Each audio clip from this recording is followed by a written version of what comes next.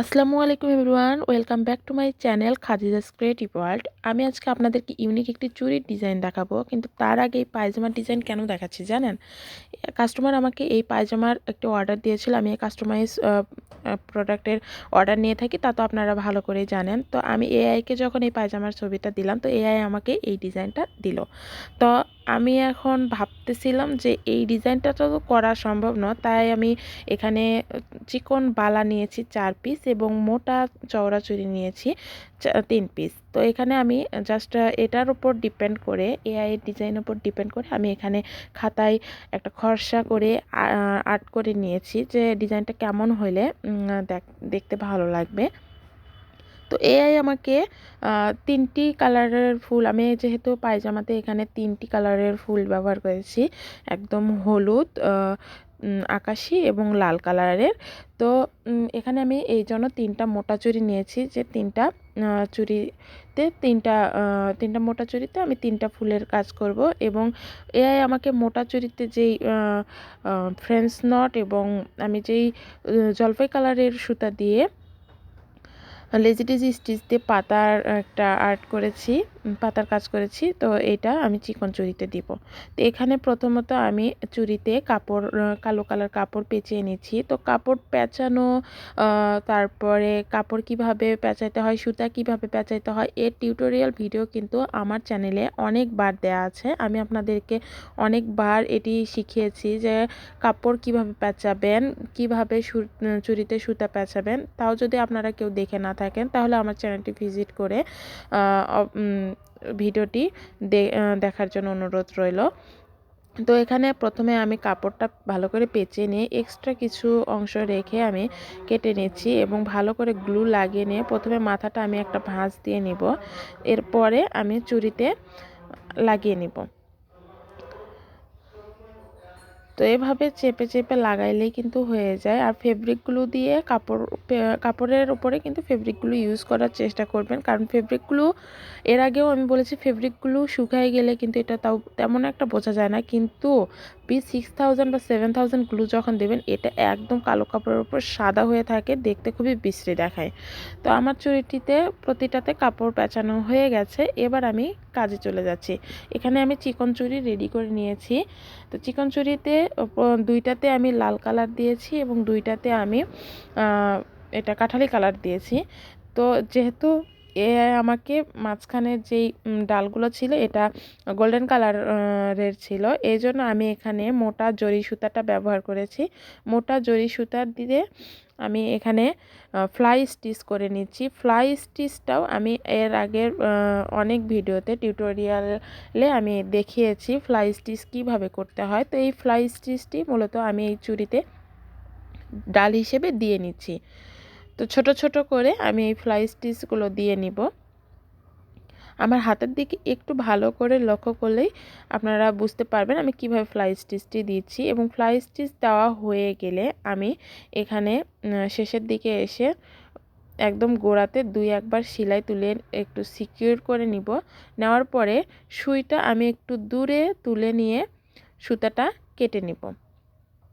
সুতাটা একটু টেনে ধরে কাটবেন, যেন তাইলে ভিতরের দিকে সুতাটা থেকে যাবে আর বাহিরে দেখা যাবে না। এবার আমি জলপাই কালারের পায়জামাতে জলপাই কালারের সুতা দিয়ে যেই কাজটা করেছি, লেজি ডেজি স্টিচ দিয়ে পাতা, তো এখানেও আমি সেমভাবে লেজি ডেজি স্টিচ দিচ্ছি। তো এখানে চুড়িতে যেহেতু আমি ছোট ছোট করে লেজি ডেজি স্টিচ দিব, তাই এখানে একটা সুতা দিয়েই আমি কাজ করছি। দুই পার্টের সুতা নিইনি, এক পার্টের সুতা দিয়ে কাজ করছি। তো এখানে ছোট ছোট করে আমি লেজি ডেজি স্টিচ প্রতিটা ডালে দিয়ে দিব। প্রতিটা ডালে দিচ্ছি না, ফ্লাই স্টিচে ডাল, একটা ডালে আমি ফাঁকা রাখতেছি ফ্রেঞ্চ নট দিয়ে ফুল করার জন্য, আর একটা ডালে আমি লেজি ডেজি স্টিচ দিয়ে পাতা করছি। এভাবে একটার পরে একটাতে আমি লেজি ডেজি স্টিচ দেব, অর্থাৎ একটা ডাল আমি গ্যাপ রেখে আরেকটা ডালে লেজি ডেজি স্টিচ দিয়ে স্টিচ করে নিব। তো এভাবে ছোট ছোট করে ঘন করে পাতা দেওয়ার চেষ্টা করেছি। ঘন করে দিলে চুড়িটা দেখতে বেশ সুন্দর দেখায়। প্রথমে আমার মনে হচ্ছিল, যখন আমি প্রথম চুড়িটা করি তখন মনে হচ্ছিল যে না জানি কেমন দেখায়, আমি বুঝতেছিলাম না আসলে এই জিনিসটা এতটা বেশি সুন্দর দেখাবে। তারপরে যখন আমি পুরোটা কমপ্লিট করলাম তখন এত সুন্দর দেখাচ্ছিল চুড়িটা, মাশাআল্লাহ।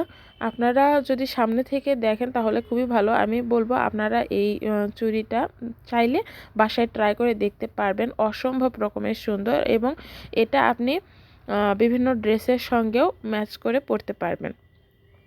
তো এখানে ফ্রেঞ্চ নট দিয়ে আমি প্রতিটা যে ডালগুলো ফাঁকা রেখেছি একটার পরে একটা, এই ডালগুলোতে আমি ফ্রেঞ্চ নট দিয়ে ভরাট করে নিব। এখানে ফুলের কোনো শেপ নাই, জাস্ট ভরাট করতে যে কয়টা ফ্রেঞ্চ নট লাগে আমার 6টা, কোনোটাতে 7টা, কোনোটাতে 5টা দিয়েও হয়ে গেছে।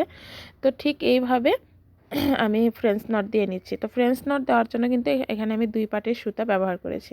দেখুন কত সুন্দর দেখাচ্ছে, মানে সিঙ্গেলই দেখতেও অনেক সুন্দর দেখাচ্ছে। এটা যখন আমি পুরো বেঙ্গলের সাথে সেট করব তখন আরও বেশি সুন্দর দেখাবে। তো এবার আমি মোটা চুড়িতে আসতেছি। মোটা চুড়িতে আমি 2টা চুড়ির কাজ সেরে নিয়েছি। এটা 3 নাম্বার চুড়ি। তো এখানে প্রথমে আমি লেজি স্টিচ দিয়ে ফুল করে নিচ্ছি। যেহেতু আমার পায়জামাতে লেজি স্টিচ দিয়েই ফুলগুলো বেশি ছিল, শুধু লাল কালার ফুলটা আমি স্টিম স্টিচ দিয়ে করছিলাম। তো স্টিম স্টিচ এখানে দেওয়া সম্ভব না, যেহেতু চুড়ি বেসটা একটু চিকন, খুব একটা বেশি চওড়া না।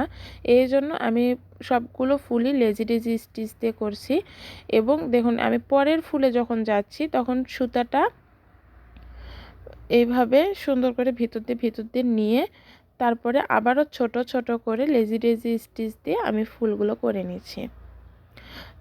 তো এই ছোট ছোট ফুলগুলো আমার চ্যানেল খাদিজাস ক্রিয়েটিভ ওয়ার্ল্ডে কিন্তু দেয়া আছে। প্রতিটা আমি পায়জামার যতগুলো ফুল পাতা করেছি সবগুলোর টিউটোরিয়াল আমার চ্যানেলে আপলোড করা আছে, চাইলে আপনারা দেখে নিতে পারেন। তো এখানে ছোট ছোট লেজি স্টিচ দিয়ে আমি এই ফুলটা কমপ্লিট করে নেব।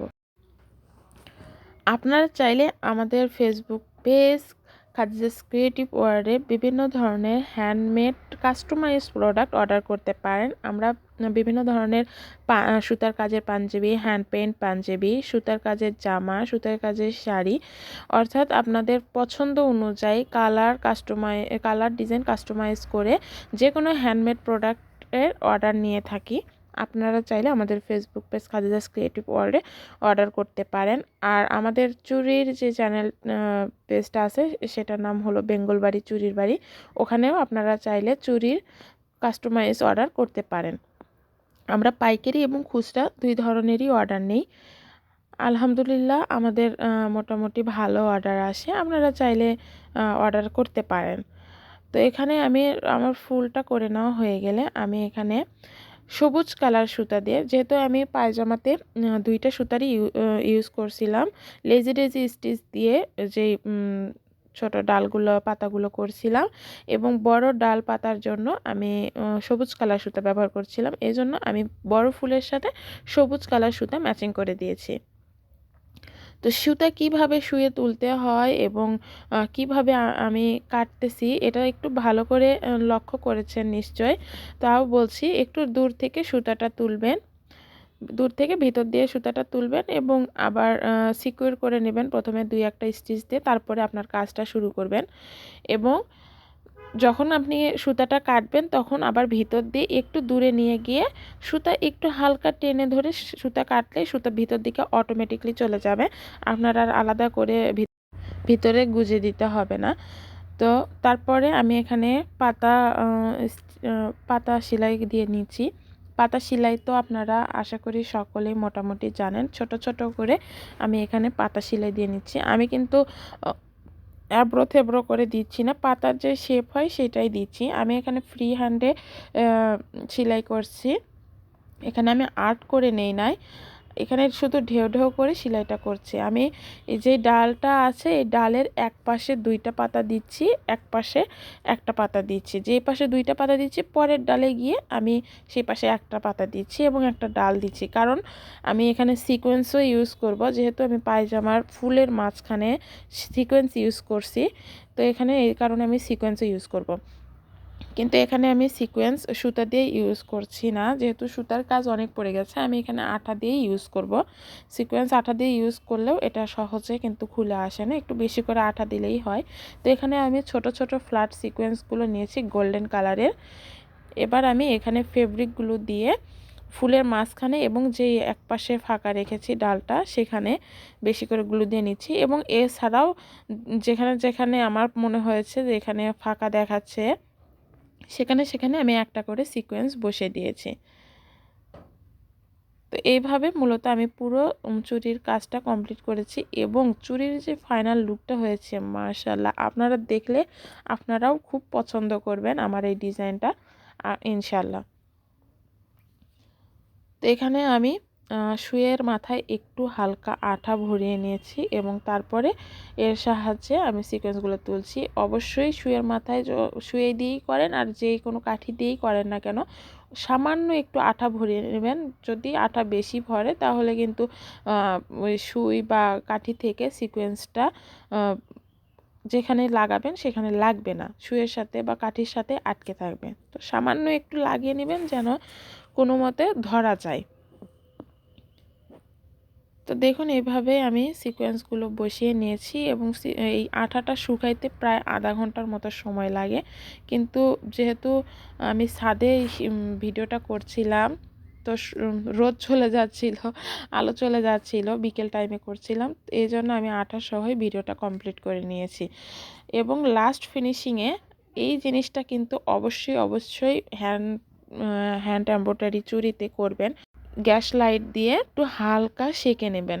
হালকা সেঁকে নিলে হয় কি, ওপরে যেই সুতার যে আঁশগুলো উঠে উঠে থাকে দেখতে কিন্তু খুবই বাজে দেখায়, আর এইভাবে করলে ফিনিশিংটা একদম মানে সুন্দর আসবে, একদম সুন্দর ফিনিশিংয়ের সাথে আপনার চুড়িটা কমপ্লিট হয়ে যাবে। এরকম হ্যান্ড এমব্রয়ডারি বা যে কোনো টাইপের ডিজাইন দিলেই আমরা চুড়ি তৈরি করে দিতে পারবো। পাইকারি এবং খুচরা নিতে যারা মেলার জন্য আমাদের থেকে চুড়ি মেক করে নিতে চাচ্ছেন তারাও কিন্তু অর্ডার করতে পারবেন আমাদের ফেসবুক পেজ বেঙ্গল বাড়ি চুড়ির বাড়িতে। তো চুড়ির ফাইনাল লুকটা কেমন হয়েছে অবশ্যই কমেন্ট করে জানাবেন, এবং আমার চ্যানেলটিতে যদি নতুন হয়ে থাকেন তাহলে চ্যানেলটি সাবস্ক্রাইব করে পাশে থাকা বেল আইকনটি প্রেস করে দেবেন। সবাই ভালো থাকবেন। আসসালামু আলাইকুম।